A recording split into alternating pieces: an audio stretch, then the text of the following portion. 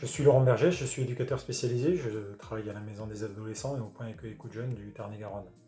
J'exerce aussi une mission de preneur du net depuis 2 ans.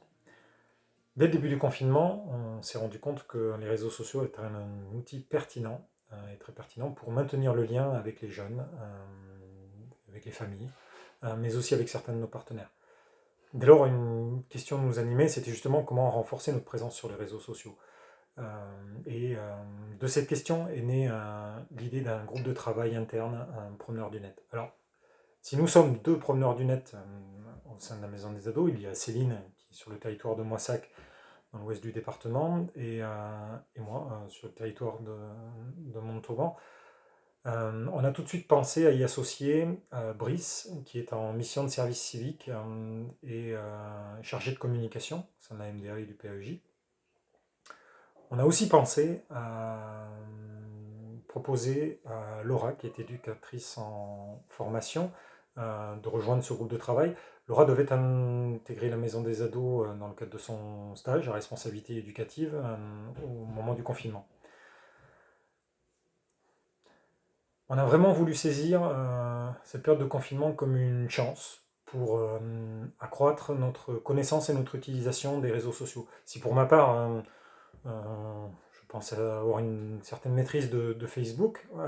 C'était pas du tout le cas pour Instagram et Snapchat. Depuis la mise en place de ce groupe de travail, ça a fortement évolué, d'ailleurs. Euh, voilà. Ce groupe de travail est, vous voyez, plutôt paritaire et hétérogène, et on est chacun une ressource les uns pour les autres. Brice, par exemple, a une compétence en montage vidéo et en plus il administre le site internet de la Maison des Adolescents. Et puis en tant que jeune, il est aussi utilisateur des réseaux sociaux, il en a une certaine connaissance. Même chose pour Laura, de son côté. Et dans le cadre de sa formation d'éducatrice spécialisée, elle a suivi un module sur les nouvelles technologies de communication. Voilà. Quant à Céline et moi, nous avons une expérience sanitaire et relationnelle, et puis aussi de montage de projet. Ainsi, tous les soirs, à 17h, on fait un point pendant 1 heure, 1h30, sur les infos recueillies et c'est la publier. On a aussi le souci d'avoir une ligne éditoriale pour nos publications. Pour ça, on s'est créé des outils de partage. On échange essentiellement en audio pour partager nos écrans et construire ensemble nos publications et nos outils. Ce groupe est une richesse et une vraie ressource pour nous, les promeneurs du net. Si Céline et moi, nous sommes sur le terrain, dans la rue numérique, on s'appuie sur le travail de cette équipe. On se sent moins seul, et aussi parce qu'on est mieux outillé, mieux armé.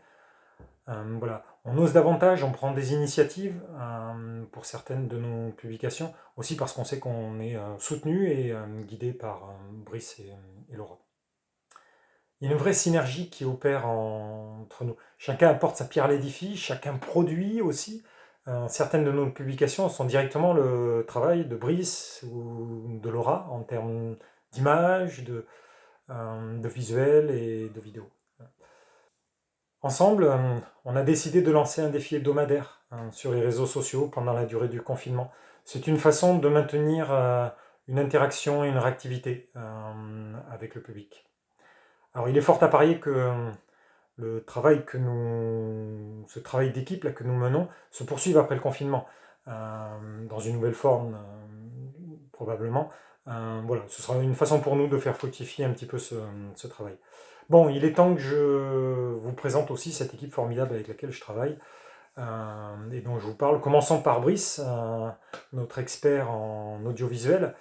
Bon, et toi, Brice, comment tu vis ta mission au sein de la Maison des Adolescents? Comment ça se passe le confinement pour toi? Et qu'est-ce que tu ressens du travail fait au sein de ce groupe PDN? Alors pour moi, depuis mon arrivée en novembre à la Maison des Ados, j'ai beaucoup travaillé sur différents projets, que ce soit des tournages, des montages perso, ou alors des projets vidéo avec le Jamado et la Maison des Ados affiliés. Et pour moi, le confinement, ça a été plus un exercice à comment je vais passer peut-être mes jours après la maison des ados. Bon, en fait, moi je veux faire monteur vidéo, donc en fait, le travail est principalement fait à la maison en télétravail. Donc certes, je peux pas aller dans des tournages ou quoi, mais là, ça me permet vraiment de me concentrer sur la production et la création de contenu. Et donc, ça m'a permis de créer ce genre de vidéos que vous allez avoir à l'écran. Des petits trucs, des petites vidéos animées avec juste des fonds, des petits logos comme ça. Ça m'a permis de m'exercer là-dedans. Et l'activité de promeneur du net, ça a permis donc à Laurent et à Céline de un peu augmenter leur présence sur les réseaux sociaux, notamment sur Instagram et sur Facebook, et aussi sur Snapchat. Et avec l'aide de Laura, notre stagiaire à la Maison des Ados, on a pu vraiment leur mettre un coup de boost à ce niveau-là. Hashtag défi MDA 82.